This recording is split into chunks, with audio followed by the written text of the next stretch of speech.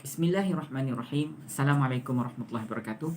Tuan-tuan dan puan-puan yang dirahmati Allah sekalian, hari ini kita nak bahas satu pelajaran baru yang mana pada minggu ni kita akan fokus kepada pelajaran tersebut, iaitu saya sebut dua kalimat istimewa dalam Al-Quran. Hari itu kita belajar dua isim berpasangan kan. Hari ini kita belajar sebenarnya dalam Quran ni ada dua jenis kalimat yang istimewa.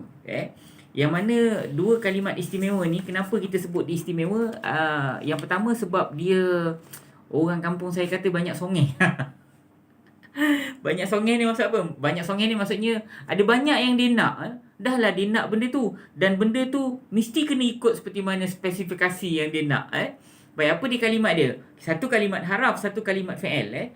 Inna dengan kana. Kalimat ni banyak kan tuan-tuan jumpa. Kana tu kadang-kadang tuan-tuan jumpa dia kanu. Kadang-kadang kanu tu adik-beradik dia lah. Okey. Kita ambil inna dengan kana. Di kepala dia dulu. Kepala dia inna ada adik-beradik dia. Nanti saya jelaskan kemudian lah. Yang kedua kana. Kana ni pun ada adik-beradik dia. So kana ni tak ada masalah. Dia fi'il kan. Telah adalah dia. Jadi telah adalah engkau, telah adalah aku, telah adalah kamu, telah adalah mereka. Itu semua adik-beradik dia. Okey. Tapi inna tak? Inna ni dia haraf. Dia adik-beradik dia bukan sesungguhnya. Dia sesungguhnya dia satu kalimat tu aja. Tapi ada kalimat-kalimat lain yang merupakan adik-adik kepada si kana ni. Kita sebut dia adik-adik sebab contohnya macam inna sesungguhnya, anna sesungguhnya juga. Tu salah seorang daripada adik-beradik dia. Okey, tak apa, kita fokus kepada kepala dulu. Inna dengan kana. Tuan-tuan dengar dulu. Kenapa kita panggil dia istimewa dalam Al-Quran? Sebab kalimat inna maknanya sesungguhnya. Kalau kalimat kana maknanya telah adalah dia. Inna dan kana. Inna sesungguhnya, kana telah adalah dia. Baik, dua-dua kalimat ni tuan-tuan, kita akan bahas panjang. Tuan-tuan jangan risau. Tapi saya nak bagi tuan-tuan faham konsep dia dulu. So, setiap kali tuan-tuan jumpa inna dengan kana dalam Al-Quran, dia wajib kena ada dia punya subjek dan khabar. Sesungguhnya Allah Maha Besar. Innallaha kabirun. Innallaha kabirun. Sesungguhnya Allah kabirun, maha besar. Kalau kana Allahu kabiran. Telah adalah dia Allah maha besar. Jadi sesungguhnya Allah maha besar pun kita boleh jumpa, dan telah adalah dia Allah itu maha besar. Sama juga tuan-tuan dari sudut maha besar, Allah maha besar tu. Tapi yang satu kita pakai sesungguhnya, yang satu lagi kita pakai telah adalah dia. Jadi tuan-tuan, bila ada inna atau kana ni, tuan-tuan mesti kena cari mana subjek, mana khabar. Dari sudut kefahaman tuan-tuan kena settle tu. Katalah kita ambil contoh lain. Sesungguhnya rumah itu sangat buruk. Jadi subjek di mana? Subjek kepada sesungguhnya mana? Rumah itu.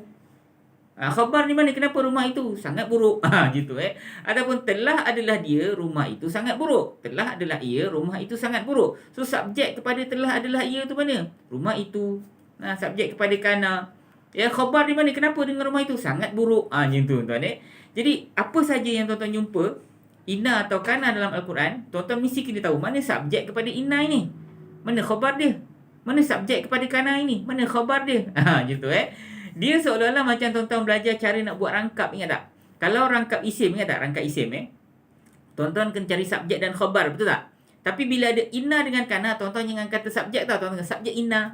Kalau ada kana, subjek kana. Gitu Jadi tuan-tuan mesti kena tahu mana subjek dia dan mana khabar dia So innallaha khabirun. Sesungguhnya Allah maha besar. So subjek kepada inna mana? Allah. Allah itu subjek kepada kana. Mana khabar dia? Khabirun. Khabirun, maha besar. Itu dia punya khabar.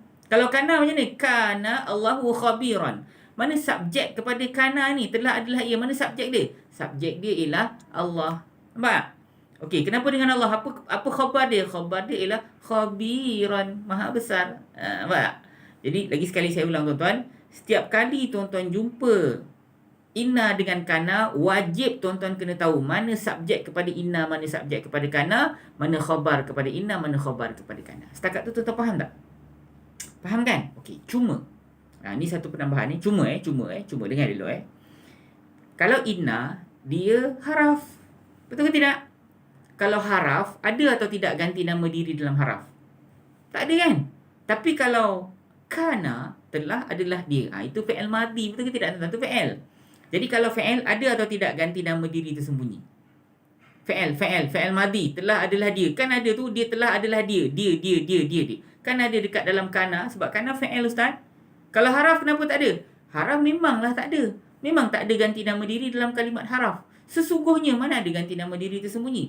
Dan mana ada ganti nama diri tersembunyi? Kepada mana ada ganti nama diri tersembunyi? Tapi kalau telah adalah dia, itu kan fa'il, telah duduk dia telah duduk, mereka telah pergi, engkau telah makan, kan ada ganti nama diri dia, mereka, engkau tu. Betul ke tidak?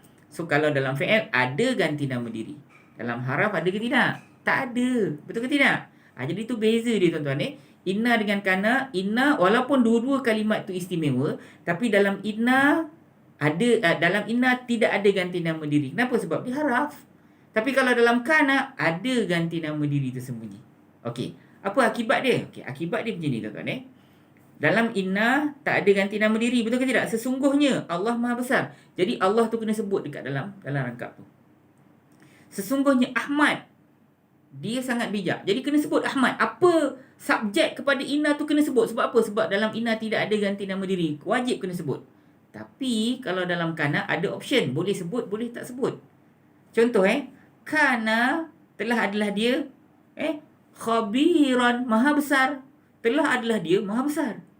Subjek di mana? Dia. Saya tak nampak pun Ustaz. Dia tersembunyi dekat dalam kana tu.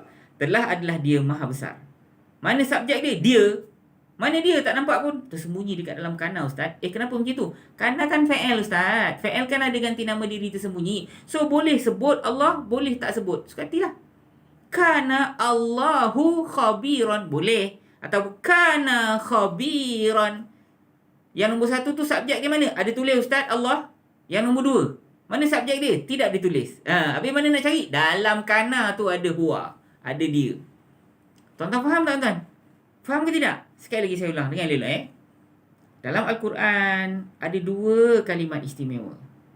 Kalimat yang pertama ialah inna, sesungguhnya. Kalimat yang kedua ialah kana, telah adalah dia. Okey. Setiap kali dalam Quran tuan-tuan jumpa inna dengan kana, kedua-dua kalimat ini wajib hendak subjek dan khabar. Wajib hendak subjek dan khabar. Setakat tu faham Inna dengan kana, dua-dua kalimat istimewa. Setiap kali tuan-tuan jumpa dalam Al-Quran, wajib kena tahu subjek dan khabar dia. Mana subjek, mana khabar dia. Baik. Sekarang ni, inna kalimat haraf, tidak ada ganti nama diri tersembunyi. Tapi kalau kana, dia fa'il. Dia ada ganti nama diri tersembunyi. Jadi, kalau dalam kalimat inna, wajib kena sebut mana subjek dia. Sesungguhnya, inna, sesungguhnya Allah. Kena sebut Allah, maha besar. Tapi kalau kana, optionnya ada. Allah tu nak disebut atau tidak, tak ada masalah. Sebab apa? Sebab dalam kana itu sendiri, dia ada ganti nama diri tersembunyi dan boleh menjadi subjek kepada kana itu sendiri. Telah adalah dia maha besar. Mana subjek kepada kana itu? Dia, saya tak nampak pun dia. Dia tersembunyi dekat dalam kalimat kana itu. Telah adalah dia maha besar. Tuan-tuan faham atau tidak? Okay, sekejap lagi saya akan tunjukkan diagram simple untuk tuan-tuan screenshot, untuk tuan-tuan jadikan ingatan, dan kita akan ambil ayat Quran untuk kita bahaskan. Nanti saya cari yang sesuai dengan kita punya pelajaran kita hari ini, insya-Allah. So tuan-tuan ready sebentar lagi.